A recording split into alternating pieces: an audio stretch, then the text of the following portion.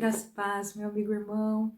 Vamos renovar nossa esperança e vida no Senhor e em Sua palavra, observando juntos e aprendendo aquilo que Deus deseja nos ensinar para esse dia. Abra comigo a sua Bíblia no livro de Atos dos Apóstolos, no capítulo de número 15, e vamos ler juntos do versículo 6 até o versículo de número 11. Atos, capítulo 15, de 6 a 11, nos diz: Os apóstolos e os presbíteros se reuniram para considerar essa questão. Depois de muita discussão, Pedro levantou-se e dirigiu-se a eles. Irmãos, vocês sabem que há muito Deus me escolheu dentre vocês para que os gentios ouvissem de meus lábios a mensagem do Evangelho e crescem. Deus, que conhece os corações, demonstrou que os aceitou, dando-lhes o Espírito Santo, como antes nos tinha concedido. Ele não fez distinção alguma entre nós e eles, visto que purificou os seus corações pela fé. Então, por que agora vocês estão querendo tentar a Deus, pondo sobre os discípulos um jugo que nem nós, nem nossos antepassados conseguimos suportar? De modo nenhum. Cremos que somos salvos pela graça de nosso Senhor Jesus Cristo, assim como eles também. Até aqui, meus irmãos. Bom, aqui a igreja ela estava tendo um conflito interno, vamos assim dizer, onde eles estavam discutindo a respeito da circuncisão.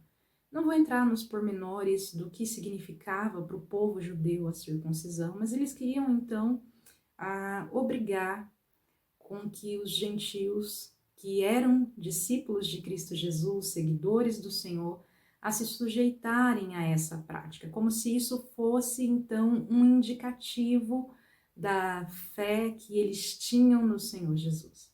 Então, meus irmãos, aqui os apóstolos e os presbíteros da igreja decidiram ter uma reunião para decidir bem sobre isso, e nesse momento o apóstolo Pedro dirige-se a eles, lembrando do que ele vivenciou ali na casa de Cornélio com a sua família, de como Deus o chamara para esse ministério, de levar a palavra para todos e compartilhar da alegria da salvação com todos os homens. E ele ainda fez questão de lembrar que é o próprio Deus quem sonda e quem conhece os corações, e que também quem convence do pecado, da justiça, do juízo por meio do seu Espírito, e assim também purifica a vida daqueles que lhe pertencem. Então, tendo lembrado estas coisas, tendo lembrado para que ele havia sido chamado, que era pregar a palavra de Deus e não colocar um peso sem medida sobre a vida das pessoas, aonde o próprio apóstolo reconhece, conforme lemos aqui, dizendo que nem mesmo eles e nem mesmo os seus antepassados conseguiam suportar. Ele vem lembrar daquilo que é o mais importante no Evangelho, a graça de Deus.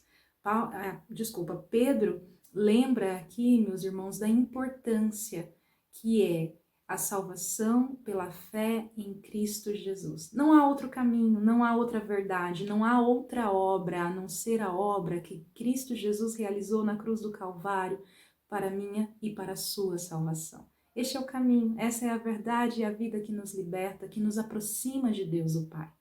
Então, meus irmãos, eu e você precisamos abandonar esse hábito ou esse pecado de querermos julgar as pessoas e colocar peso sobre as suas vidas e também sobre as nossas próprias vidas, assumindo uma responsabilidade que não nos é pertinente.